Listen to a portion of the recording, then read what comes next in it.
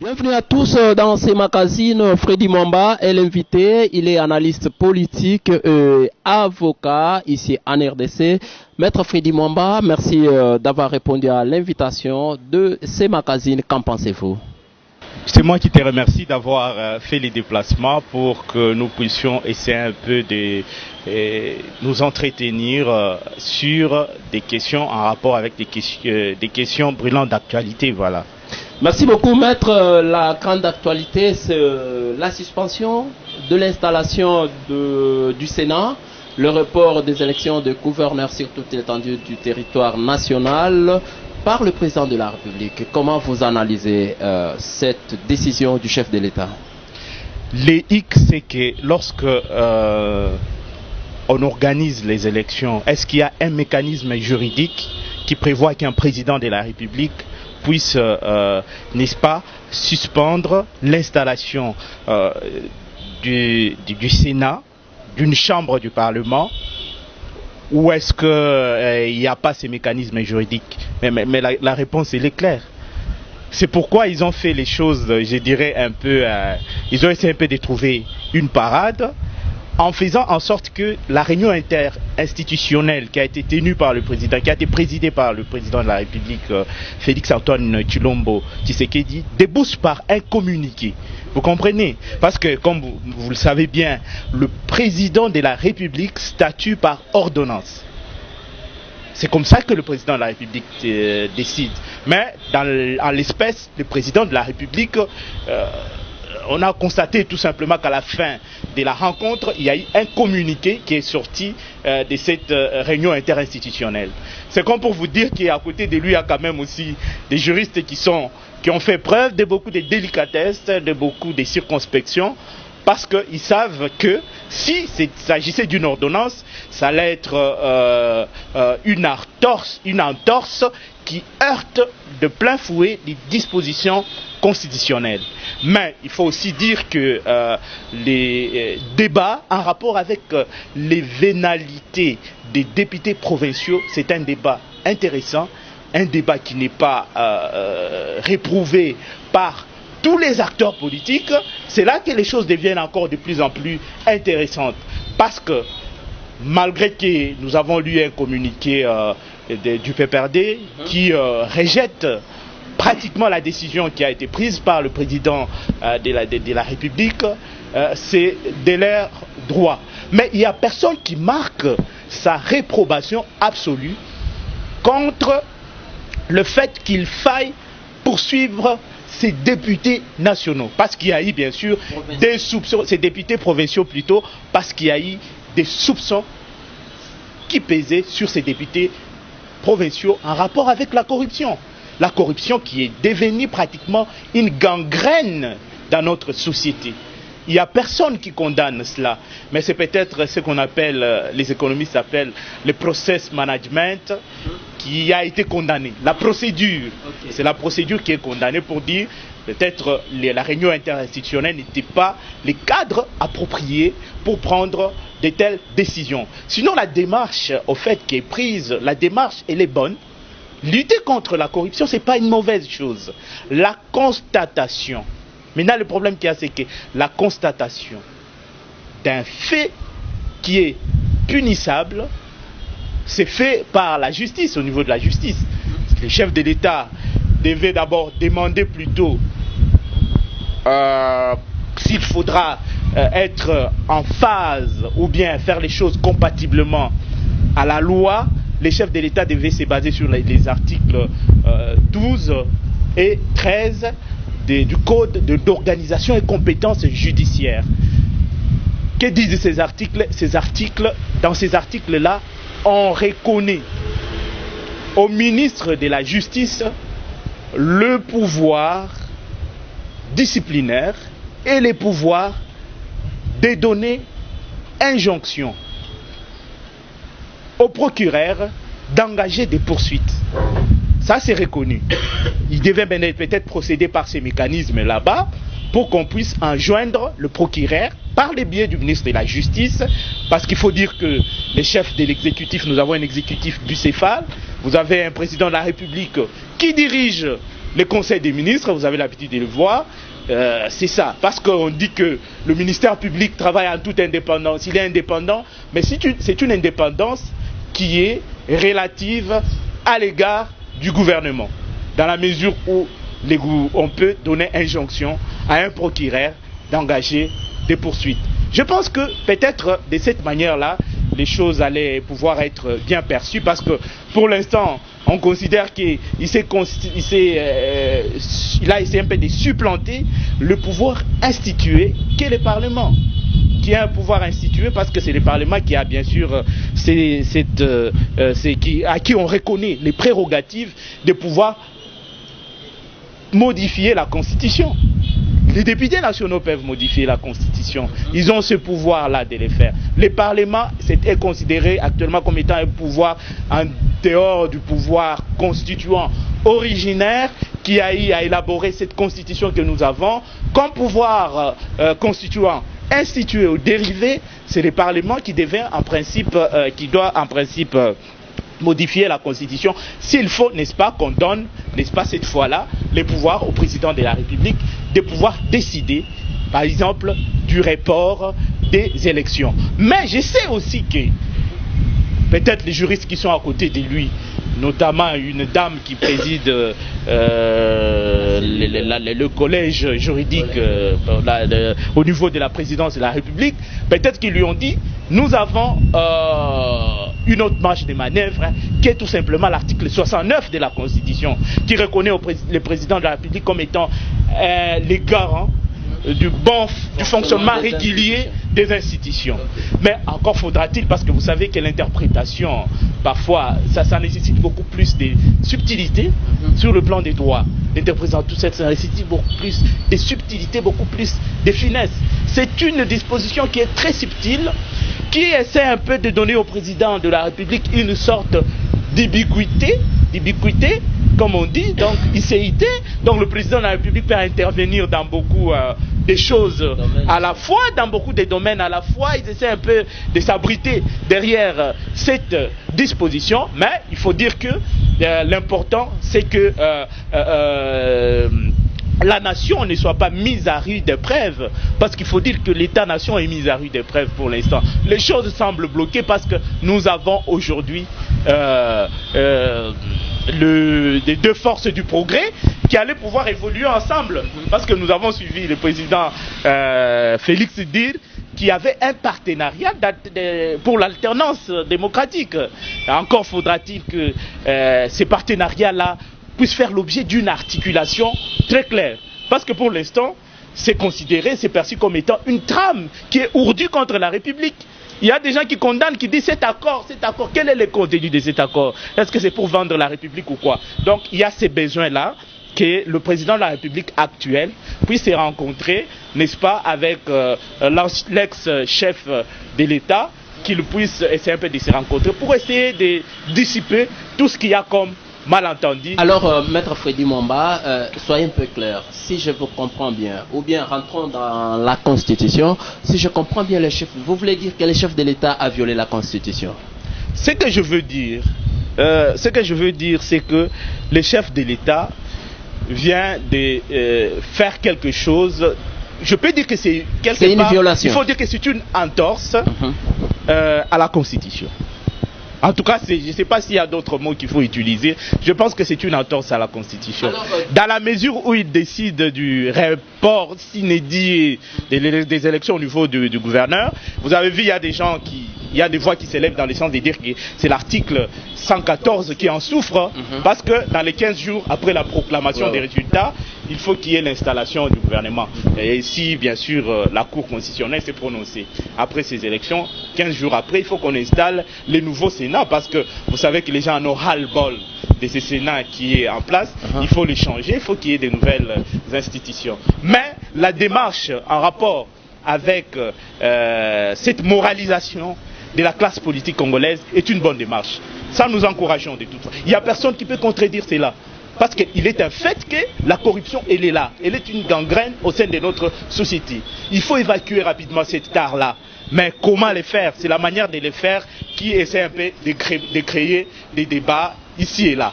Mais il y a d'autres personnes qui estiment que le président de la République a essayé un peu d'anticiper les choses parce que il craint l'article 166 et 167 de la Constitution qui parle de la mise en accusation du président de la République pour haute trahison lorsqu'il y a violation intentionnelle de la Constitution. Hein, vous comprenez? Donc pour anticiper cela, comme il sait que c'est aux 2/3 des membres du Parlement réunis en congrès, peut-être c'est pour éviter cela que les chefs de l'État a essayé un peu d'anticiper les choses. Mais, vous le savez, comme je venais de le dire, que cette affaire de corruption a été décriée tant par les acteurs politiques de l'opposition que par les acteurs politiques de la majorité présidentielle. Et je peux même vous en donner des cas. Il y a l'AFDC, j'ai ouï dire qu'ils ont 68 députés provinciaux. Figurez-vous, sur 68 députés provinciaux, lorsque vous avez, vous n'avez que 3 sénateurs. Okay. Donc là, c'est que cette affaire d'élection des sénateurs ne va pas s'en poser problème. Okay. Vous comprenez? Donc ce n'est pas seulement une affaire qui est décriée au sein de l'UDPS. C'est décrié aussi au niveau même de la majorité du FCC. Hein, c'est le cas de le dire, même dans d'autres formations, même l'UNC. L'UNC a pratiquement 9 députés provinciaux au niveau, il y a même les porte-parole au niveau du Sud Kivu. Mais ils n'ont eu aucun sénateur au niveau du Sud Kivu. Il y a même le porte-parole de la majorité problème. Qui a porté plainte contre 3 députés provinciaux aussi. Bon, je reviens à vous, Freddy Momba, vous êtes quand même juriste, vous êtes juriste, pas quand même, vous êtes juriste. Je voulais qu'on puisse un peu analyser avec vous. Le bureau de l'Assemblée provinciale aussi a organisé cette élection sans règlement intérieur. C'est à qui la faute? La CENI ou bien l'Assemblée provinciale? Parce que partout là, les élections sont organisées, mais sans pour autant mettre en place les règlements intérieurs de l'Assemblée provinciale. C'est qu'il n'y a pas eu violation. En tout cas, à mon humble avis, on pouvait procéder de cette manière, à moins que vous puissiez peut-être m'opposer une autre disposition constitutionnelle qui dit que pour qu'il y ait une élection des sénateurs au niveau des assemblées provinciales, il faut qu'au préalable, qu'il y ait déjà eu un règlement les règlements d'ordre intérieur au niveau soit déjà adopté. Là c'est une autre paire de manches. Mais à ma connaissance, de ma mémoire de juriste, je pense qu'il n'y a pas une disposition dans ce sens-là. C'est pourquoi vous avez vu que le débat n'est pas trop focalisé sur cela. Le débat est peut-être plutôt focalisé sur l'article 107 qui dit qu'on ne peut pas poursuivre un parlementaire parce qu'il a fait usage de son droit de vote ou bien pour ses opinions. Mais dans le cas d'espèce, nous n'en sommes pas là. Parce que ici, on est en train de parler d'un phénomène qui est décrié par tous, qui est une tare, qui est un fait infractionnel. La corruption, c'est un fait infractionnel. Donc, il ne faudra pas qu'on fasse du méli-mélo aussi. Non, mais je voulais que vous puissiez quand même... Parce que lorsqu'on parle du droit de vote, ici, on ne remet pas en cause le fait que ces gens-là aient voté des sénateurs. Là, c'est une autre paire de manches. On ne remet pas en cause le fait que ces gens-là, parce qu'ils sont des l'UDPS, ils ont eu à voter d'autres sénateurs. Là, c'est dangereux. Mais ce qu'on est en train de décrier ici, ce sont des actes de corruption. Je suivis encore un autre débat dans le sens de dire que non, pendant la période de campagne, par exemple, il faut aussi... que ça concerne au niveau de la présidentielle. Il y a des gens qui sont allés, qui ont donné des polos et tout ça. Quand on fait des campagnes, on donne des polos. On peut aussi donner des cadeaux. Mais attention, il faut faire très attention. Ici, nous avons là, ce n'est pas la corruption. À des députés provinciaux. Vous comprenez? Nous avons affaire à des députés provinciaux qui sont là, qui engagent l'État. Ah, c'est-à-dire on peut qui travaille pour le compte de l'État congolais. Non, mais attention, il faut faire la part des choses. C'est-à-dire on peut peut-être qualifier autrement. Donc ces faits-là peuvent être qualifiés autrement. Lorsque vous arrivez, vous dites à quelqu'un, voilà, pour me voter, voilà, je vous donne un peu cet argent pour... Ça dépend. Il faudra que la qualification des faits soit compatible à ce que le code pénal prévoit. C'est pourquoi on dit... en droit, il y a un adage qui dit nullum crimen, nulla poena sine legi. Hein? Vous comprenez? Il n'y a pas de crimes sans loi, sans qu'il y ait des lois. Et il n'y a pas de peine sans loi aussi. Vous comprenez? Et donc il faut faire très attention à tout cela, parce que tout ne doit pas être considéré, parce que la campagne elle est permise. que quelqu'un peut faire sa campagne normalement, on sait. Sans corrompre les gens.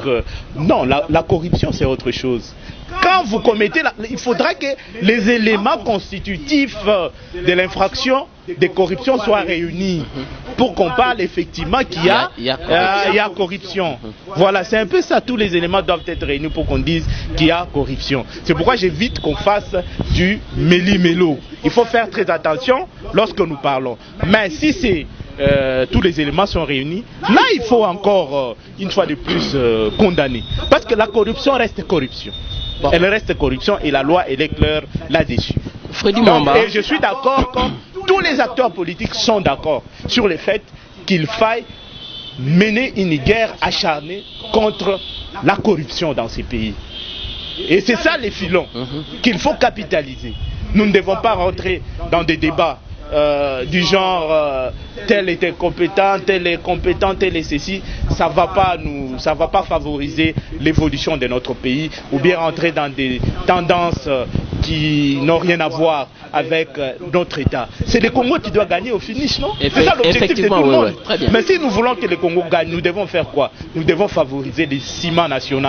C'est pour ça que je suis en train d'exhorter tous les acteurs politiques, tous les protagonistes de ce processus, qu'ils puissent se mettre ensemble tout simplement pour trouver des solutions. Parce que nous avons besoin que la solution soit trouvée et que on puisse aussi nous dévoiler, comme je venais de le dire tout à l'heure, le contenu de l'accord qu'il y a entre les FCC et la majorité. Parce que c'est quelque chose de bien que nous devons encourager. Pour éviter qu'il y ait les chaos, nous devons encourager cela. Mais il faut une articulation claire parce que visiblement vous sentez qu'il n'y a pas une articulation claire et lorsqu'il y aura peut-être l'installation de toutes les institutions, nous risquons de vivre une cohabitation plutôt qu'une coalition. C'est ça maintenant encore une autre crainte. Merci beaucoup. S'il y a cohabitation et qu'il n'y a pas coalition, c'est autre chose. S'il y a véritablement coalition, c'est que quelque part, il faudra qu'au niveau, au sein de la coalition, qu'ils puissent définir des stratégies qui peuvent faire de sorte que lorsque il y a des enjeux majeurs, que chacun puisse effectivement trouver son compte et que les choses se passent en toute intégrité, en toute probité. Et à ce moment-là, c'est notre pays qui va en tirer les dividendes substantiels plutôt que des intérêts personnels. Merci, voilà. Merci beaucoup Freddy Mwamba. Je rappelle à nos téléspectateurs que vous êtes analyste politique et avocat. Notre question, c'est en rapport avec... toujours en rapport avec cette décision du chef de l'État, il y a actuellement le PPRD qui rejette cette décision et demande à leurs sénateurs d'être présents ici à Kinshasa pour remplir les formalités et tout. Mais pourquoi pas le PPRD ne donne pas la chance à l'actuel chef de l'État pour qu'il puisse quand même avancer dans ce qu'il prend comme décision, parce que je me rappelle à l'époque de Joseph Kabila, le PPRD disait que non, le chef de l'État il est le garant de la nation, le bon fonctionnement des institutions, mais pourquoi pas, c'est le tour de Félix Tshisekedi, le PPRD n'accepte pas. Moi je considère, je pense que ce n'est pas une attitude qui est d'une étrangeté indéfinissable, c'est une attitude qui est tout à fait normale, parce que le PPRD a eu beaucoup de sénateurs, a eu quand même un certain nombre de sénateurs, c'est tout à fait normal qu'ils puissent rejeter la décision qui a été prise par... c'est comme s'ils constatent qu'on commence à arrêter la machine des institutions, et ils ont eu à motiver leur communiqué, comme pour dire que le président commence à se comporter un peu en potentat, parce que cela viole un peu, comme je dis, ça heurte de plein fouet certaines dispositions de la Constitution, et ils ont évoqué notamment ces différentes dispositions pour dire l'article 114 de la Constitution, qui prévoit que l'installation il faut qu'il y ait l'installation dans 15 jours à compter de la proclamation, vous comprenez? Donc ils estiment que ça a été effectivement violées. Et les autres, comme je vous ai dit, s'abritent aussi derrière le fait que le président soit les garants sur l'article 69. Donc vous comprenez. Et donc au finish, c'est que somme toute, ce qu'il faut souhaiter, c'est que les deux personnalités puissent se mettre d'accord, n'est-ce pas? Le président de la République, Joseph Kabila, l'ex-président de la République, Joseph Kabila, et l'actuel président se mettent ensemble parce qu'ils avaient déjà donné le temps qu'ils continuent sur cette lancée pour éviter que la nation ne se délite, pour qu'il n'y ait pas d'élitement de la nation. Parce que si la nation commence à se désagréger, ça ne sera pas dans l'intérêt de tous, de tout le monde. Les chaos ne profitera à personne. Vous comprenez? Même pas à la Mouka. Ça ne profitera à personne, que ce soit à la Mouka. Donc il y a eu déjà des signaux qui ont été lancés par les deux personnalités, dans la mesure où nous avons appris qu'il y avait signature d'un partenariat, d'un accord là, des coalitions. Nous avons tous suivi. Kabound était désigné comme étant informateur. Vous comprenez? Je parle de cet accord-là. Donc j'estime qu'ils travaillent déjà ensemble. Et que mais ce n'était pas officiel aussi. Bon, ce n'était pas officiel dans la mesure où ce n'est pas le chef de l'État qui a désigné Kabound comme étant informateur. Dans ce sens-là, oui, je suis d'accord. Mais politiquement parlant, je considère que c'est quelque chose de bien. S'il peut y avoir des rapprochements comme ça, c'est quelque chose qu'il faut encourager. Parce que la machine ne doit pas bloquer. Donc, ils peuvent se mettre d'accord et voir dans quelle mesure ils peuvent arranger les divergences qu'il y a, aplanir les disparités qui peuvent se pointer. Parce que la friction là ne profitera à personne, comme je dis. Maître Freddy Manda, c'est 54 jours déjà depuis que l'UCC a fait sa rencontre président de la République. Comment vous dites jusque-là son bilan à la tête du pays? Bon, je pense qu'il est quand même sur une belle tangente, en dehors de ce qu'il vient de faire tout à l'heure là avec la violation. Je pense qu'il est sur une belle tangente, mais pour l'instant nous ne pouvons pas véritablement essayer un peu de faire les bilans. C'est encore trop tôt. Il faut attendre que le gouvernement soit mis en place. Alors nous allons voir comment il va fonctionner avec les gouvernements, avec toutes les institutions mises en place. Pour l'instant, c'est un peu trop tôt. Nous sentons qu'il a de l'enthousiasme. Il fait preuve de beaucoup d'enthousiasme comme président de la République. Mais je pense qu'il faut qu'il y aille encore beaucoup, qu'il fasse les choses studieusement. Parce qu'il faut dire que la population attend beaucoup de lui aussi. Parce que comme vous le savez bien, le président de la République, Joseph Kabila, qui a fait sa part, qui a dirigé ces pays, a lui-même dit qu'il n'avait pas réussi à changer l'homme congolais. Nous espérons que lui, l'actuel président, va répondre à ces rendez-vous-là, d'essayer d'embrayer sur ce que le président de la République, Joseph Kabila, n'a pas fait pour que les choses aillent de l'avant. Il faudra que nous puissions avoir cette culture de comprendre qu'il y a eu des jalons qui ont été jetés par le président Joseph Kabila, avec des failles bien sûr, parce que l'homme reste perfectible, mais il ne faudra pas que nous puissions le présenter comme étant un épouvantail, comme quelqu'un qui a mis les pays par terre et que tout ne marchait pas. Donc les difficultés, il y en avait certes, mais nous allons voir comment l'actuel président va essayer un peu de parer au plus pressé. D'essayer d'abord de parer au plus pressé parce que les attentes sont gigantesques, elles sont énormes. Alors parlons de son programme de 100 jours, surtout sur l'aspect libération des prisonniers politiques. Diongo a été quand même libéré, d'autres politiciens sont libres actuellement là, mais il y a le cas qui pose problème, le cas Diomi. Je crois que vous aviez suivi comme moi le propos de Alexis Thambwe Mwamba, ministre sortant de la justice. Comment vous analysez d'abord ces propos? Moi je pense que ça participe justement de la consolidation ou bien de la cristallisation de notre démocratie.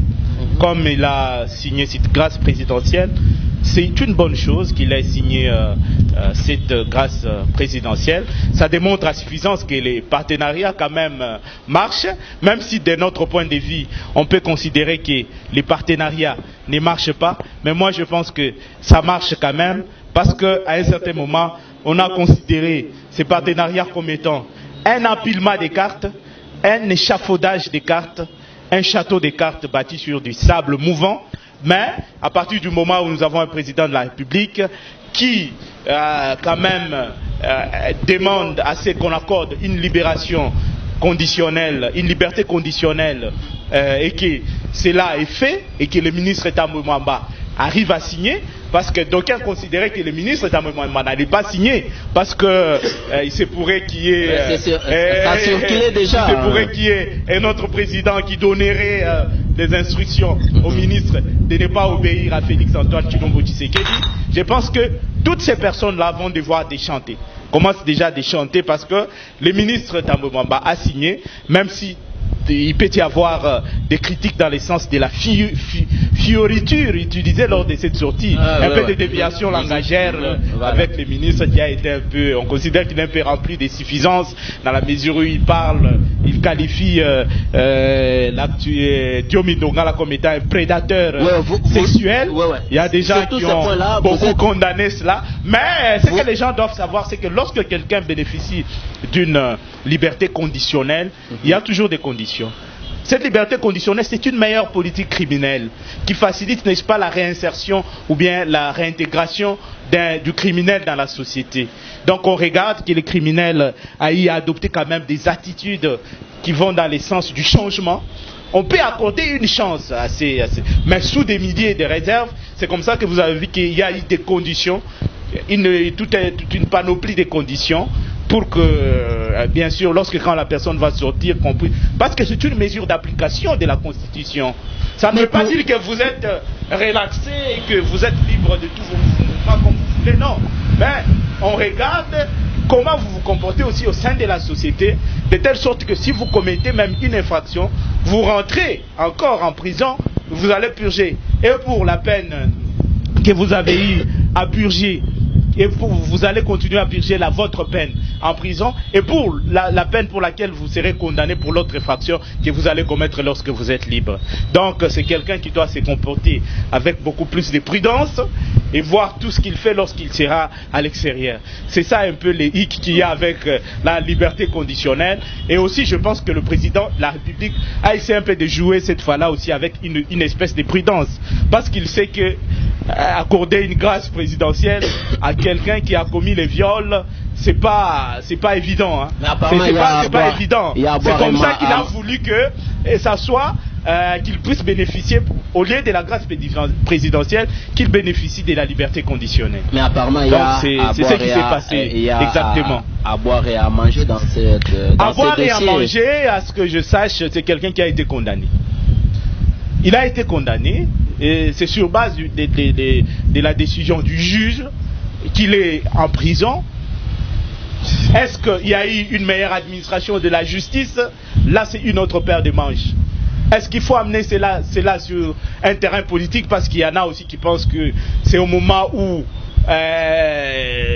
Diomi Ndongala s'est davantage rapproché d'Étienne Tshisekedi, du feu Étienne Tshisekedi, les sphinx délimité, qu'on l'a arrêté.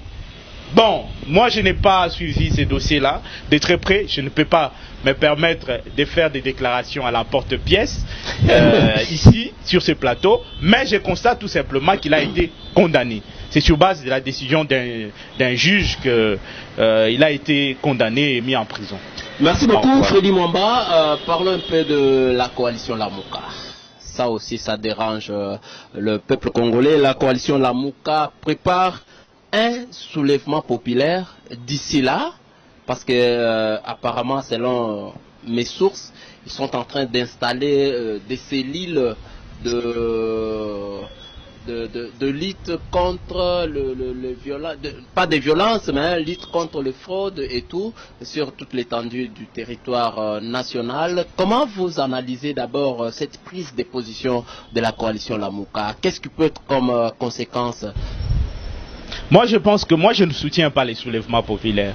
Mais ce que je soutiens, c'est que ce sont les revendications de la population. La population a les droits de revendiquer. La population a les droits de réclamer, d'aller dans la rue, de faire tout ce qu'elle peut faire, mais dans les respects de la loi. Parce qu'il y a les Rubicons à ne pas franchir. Vous avez les droits de revendiquer, mais ne vous livrez pas aux actes de déprédation en essayant par exemple de piller ou de détruire ceci ou cela, parce que cela ne fera pas une bonne chose. Je te donne un exemple. Vous-même, vous savez ce qui s'est passé avec les pillages. Où nous avons eu difficile à nous remettre des pillages de 90, je crois 92, 93. Ce qui avait pratiquement porté un coup fatal à notre économie. Pour se remettre de ces pillages, ça a pris du temps. Il y a aujourd'hui des entreprises sérieuses. Lorsque vous entrez dans les quartiers industriels aujourd'hui, comme c'était dans les temps, ce n'est plus comme aujourd'hui. On a pillé toutes ces entreprises et aujourd'hui, ces entreprises sont par terre et ça ne fonctionne plus. À ce moment-là, c'est au grand dent de qui? C'est au grand dent de la population. Nous allons piller, nous allons prendre tout ce qu'il y a dans les magasins des expatriés et autres. Et puis à la fin, lorsqu'on aura besoin d'acheter quelque chose, on va aller auprès de qui encore? Donc je dis, la population a les droits de revendiquer. C'est son droit. C'est un droit qui est tout à fait constitutionnel. Il n'y a personne qui a empêché, mais que ça s'efface dans les respects et tout cela. Donc moi je suis contre les soulèvements populaires.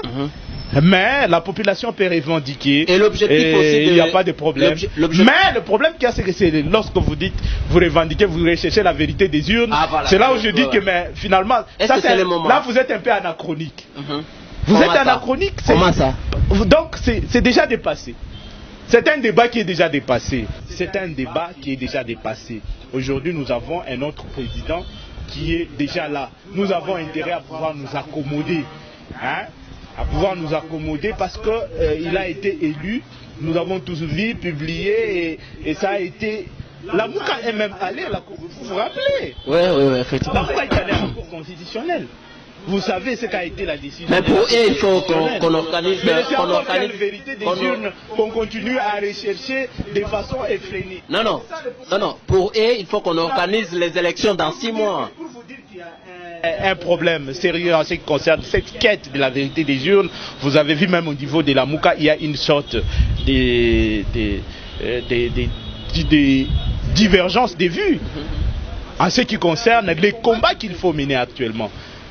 Vous avez vu, Ensemble a essayé un peu d'évoluer concernant les combats. Ensemble dit, maintenant ils doivent combattre pour essayer la restauration. Les combats doivent être orientés dans le sens de la restauration de quoi? De la démocratie.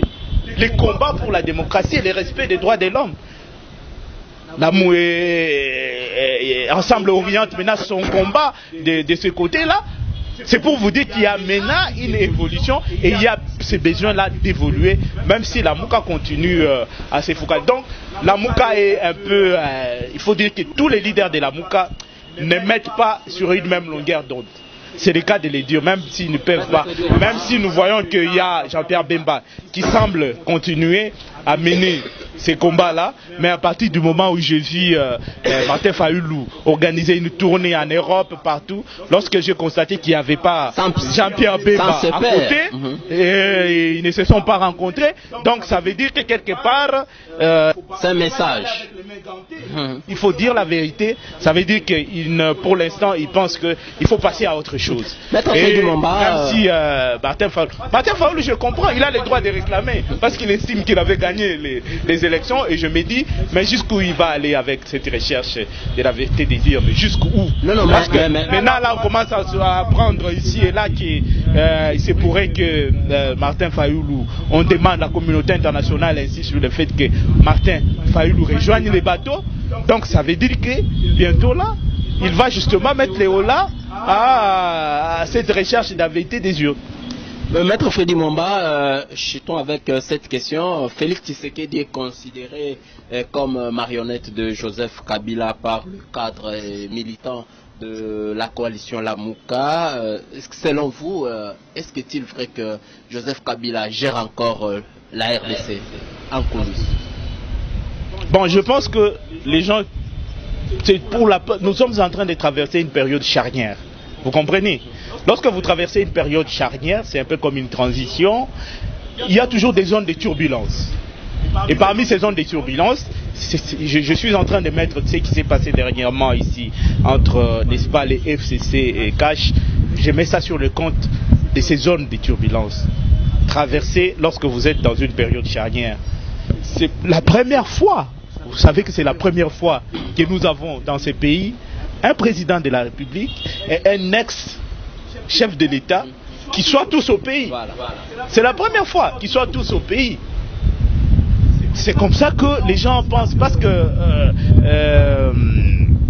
le président de la République, Joseph Kabila, est à la tête d'une plateforme qui a eu la majorité au niveau du Parlement et qui est en passe d'avoir la majorité au niveau du Sénat. Et qui pourra vraisemblablement aussi avoir la majorité des gouverneurs qui vont devoir gérer les provinces. Je pense qu'il faut y aller mollo mollo. Parce qu'il a des partisans qui ont, des collaborateurs qui ont fait feu de tout bois pour qu'il puisse encore être actif au sein de la politique au pays. Qu'est-ce qu'il faut faire? Donc l'actuel président qui arrive est obligé de faire avec celui qui était là. Ça c'est plus que l'évidence. Ça ce sont des faits. Il est un fait qu'ils sont là, ils continuent à gérer et le président actuel ne peut pas faire un miracle. Parce qu'il se pose ce problème de ces mécanismes juridiques dont je venais de parler ici. Par quel mécanisme juridique on va battre en brèche tout ce qui a été fait? C'est ça ce problème. On ne peut pas battre en brèche tout ce qui a été fait. C'est à la population, si la population estime qu'elle ne peut pas renouveler sa confiance aux collaborateurs du président actuel, c'est à cette population qui est revenue justement de pouvoir, de faire en sorte que tous ces acteurs politiques soient mis en veilleuse. Mais je constate que ce n'est pas le cas. Les gens doivent s'habituer à voir désormais le président de la République, Félix Tshisekedi, parler avec l'ex-chef de l'État qui a la majorité au niveau du Parlement et qui pourra probablement avoir aussi une autre majorité au niveau des provinces. Voilà, c'est ça. Freddy Mwamba, merci pour votre disponibilité. Merci beaucoup, c'est moi qui vous remercie d'avoir accepté de venir pour qu'ensemble nous puissions essayer un peu de réfléchir sur des questions en rapport avec la refondation de l'État congolais. Merci beaucoup. Madame, Messieurs, c'est la fin de ce magazine. Merci et à la prochaine.